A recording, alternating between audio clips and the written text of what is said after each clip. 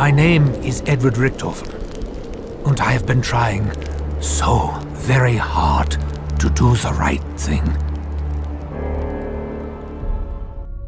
Edward Richtofen is a character with a massive ego and confidence in his actions. This confidence leads Ultimus Richtofen to seek out the power of the ether.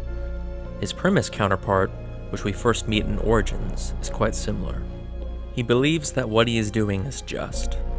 In the words of a Gilrod Crovey cipher, "I know at some point in the future, I will be in a situation where I put the needs of the many ahead of my own life.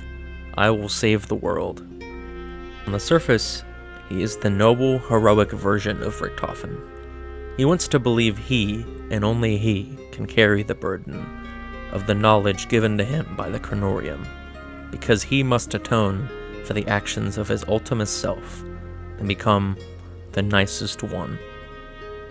In actuality, Primus Richtofen allows his own ego to influence his actions, and he plays into the cycle inadvertently. Where Primus Richtofen and Ultimus Richtofen differ, however, is the way in which they react once they realize their mistakes. Well, I can honestly say I never imagined being in this position.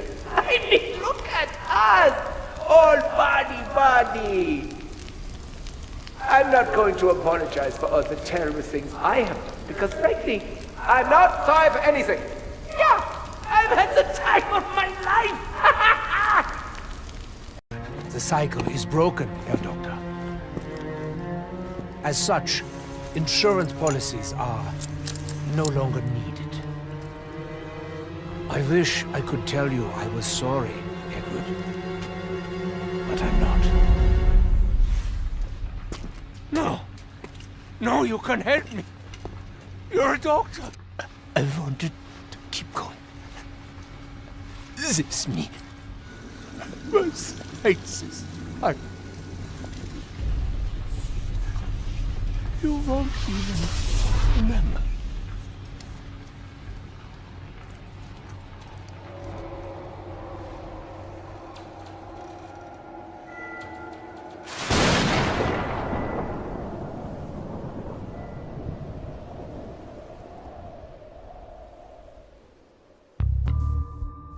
Watch the way the two interact in the Giant's opening cutscene.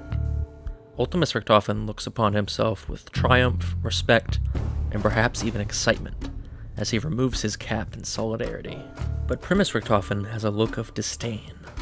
He's looking at not only an evil man who manipulated billions in the pursuit of power, but he's looking at a reflection of himself. This dark reflection is something that he could become, and he has become before. With no impunity, Richtofen executes his other self, for no other reasons than that he stood in his way and represented a past he wished to put behind him. Self-loathing is a difficult phenomena to understand without having experienced it yourself. I can say from my own experience that it afflicts every thought and every action of the day with doubt, and any tiny mistake is blown way out of proportion in your own mind. A person with self-loathing holds themselves to a higher standard than others, as any therapist would tell you. An example of this in Richtofen is his reaction once he learns of the true nature of the cycle. This doctor, he tells me one more thing. He tells me he realizes that Dr. Monty is not inherently evil. Dr. Monty, he says, is trying to save the multiverse the safest way he knows how. By forcing us into this cycle, our story will never end. But also, his universe and his existence will be guaranteed. I can't blame him, he says. Dr. Monty is much like you and me. He just wants to survive. Despite Monty's deception, Richtofen still cannot blame him. Even though Monty has allowed the suffering of every living being on Earth who knows how many times, Richtofen understands the desire to want to live. Richtofen himself wants the same thing, and is just as guilty, blinding himself to the truth and the pursuit of redemption for Ultimus Richtofen's actions. Richtofen does not blame Monty, but does he blame himself? I wish I could tell you I was sorry, Edward. But I'm not. Yeah, he does. Again, Richtofen holds little regard for his past self. This fool, this coward, and the dark mechanism deserves his fate. He should have known better. Should have. But just like him, he only did what he did because the book told him to.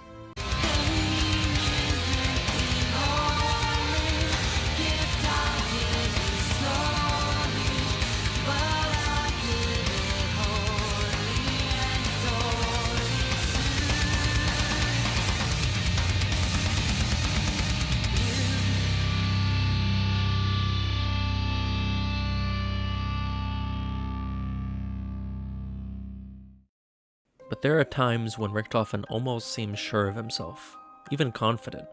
I have lied. I have cheated. I have deceived.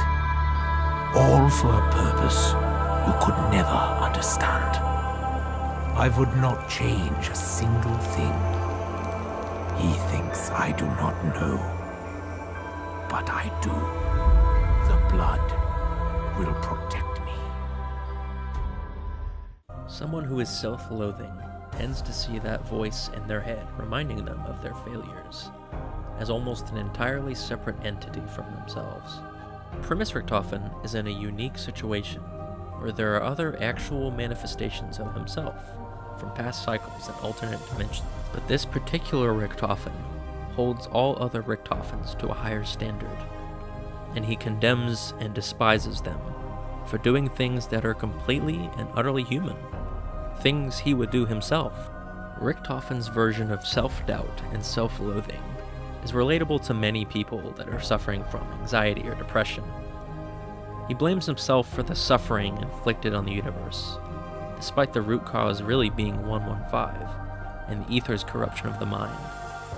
As easy as it is for us as bystanders to blame him entirely, no one blames Richtofen more than Richtofen.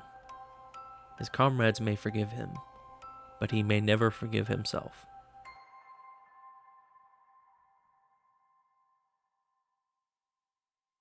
I was just a boy then, an innocent. I was a sensitive child, a lonely child, orphaned at a young age.